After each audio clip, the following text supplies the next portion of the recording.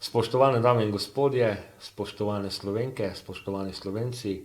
vse prebivalke, vsi prebivalci Republike Slovenije. Danes obeležujemo pomemben praznik in tudi nekako tisti zadnji praznik pred 30-letnico naše države. Če pogledamo nekako družbene, politične in razmere nasploh v preteklih nekaj letih, se pojavlja nekako odklonskost do lastne države, ljudje so vsega siti, politika je bizarna, brutalna, neproduktivna.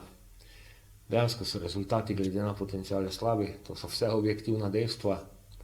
Ampak, kljub temu moramo na tem mestu povedati, da po vsakem padcu na dno pride tudi vzpon, oziroma neke te razmere, pa rečemo kar lahko tudi akterjev,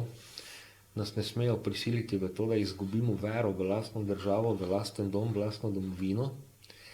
ampak se moramo zavedati, da to dejstvo, ki ga dejansko tudi sam v svojem delu večkrat poudarjam, ljubezen v imenu,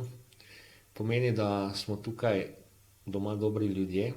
ki imamo ljubezen v srcu, v dušah, v sebi in da naj nam nobeno vedenje ne vzame le te,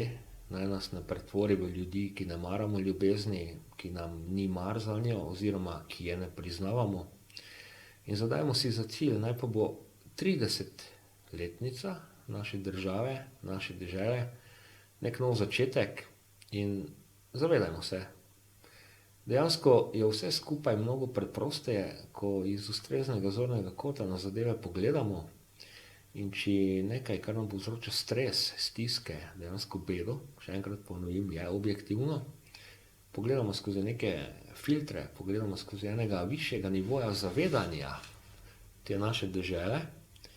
lahko ustvarimo tudi državo, ki je na nivoju te naše dežele. Dežela je pa itak jasno čudovita, edinstvena v svetovnem oziru in še enkrat ponovim, pa da ne bom kot papagaj, ne izgubimo vere v nas, v našo deželo